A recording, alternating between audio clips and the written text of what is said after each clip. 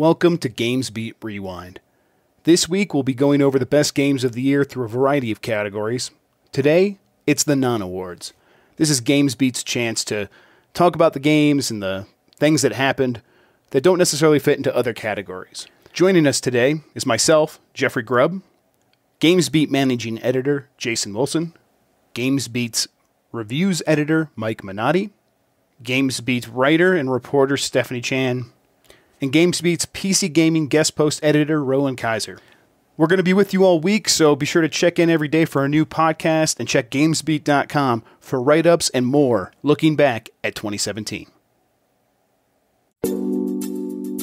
Hey you, yeah, you, the one trying to make a video game. I've got someone here that can help you, and that someone is Intel, which is not a someone, it's a company. But this company, they are going to help you as if they were a somebody and a someone and also a something. Check out software.intel.com/gamedev to find out how Intel is making sure all the innovation in gaming continues to happen on the PC as part of the Intel Game Dev program. Again, that URL is software.intel.com/gamedev. Sign up and start something new.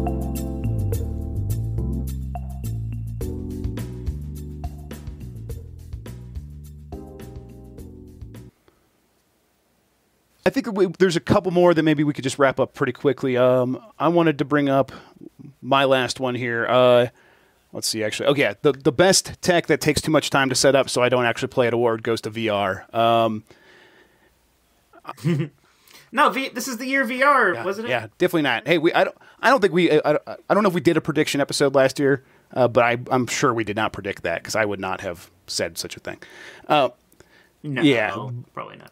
But even still, even as low as my expectations probably were for VR this year, probably still came in. Yeah, I think people are trying to figure out exactly where the hell this is, and my understanding is most people are saying, okay, we're in a holding pattern until AR gets here, and then we'll just use that as the jumping point for both AR and VR, which makes sense. But just on a personal level, like having all these things and having them like right here, I could hook them up whenever. It's just like. It's just too much work. It's just a little too much work.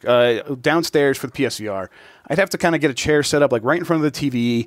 I'd have to make sure the PlayStation Eye camera is connected to the top and actually hooked up and looking in the right direction. And that's not a lot, right? But it is when you've worked a long day and you just want to put something on or you just want to play a game and you have to figure out like, okay, am I going to be in the right environment for this where if I'm inside this VR helmet, my wife's going to be fine if the baby cries and I don't hear. Is that going to be a thing? And then like upstairs on the PC, like I have the Oculus Rift plugged in right now, and I think if not both, at least one of these sensors are plugged in. The other one could just be plugged in with USB. But just I don't know, just something about getting it put on my head and making sure that the sound is going through the Rift earbuds, things like that. Just kind of every little step that they put in the way between you and playing VR is enough most of the time to make me say, nah, I'm just not going to.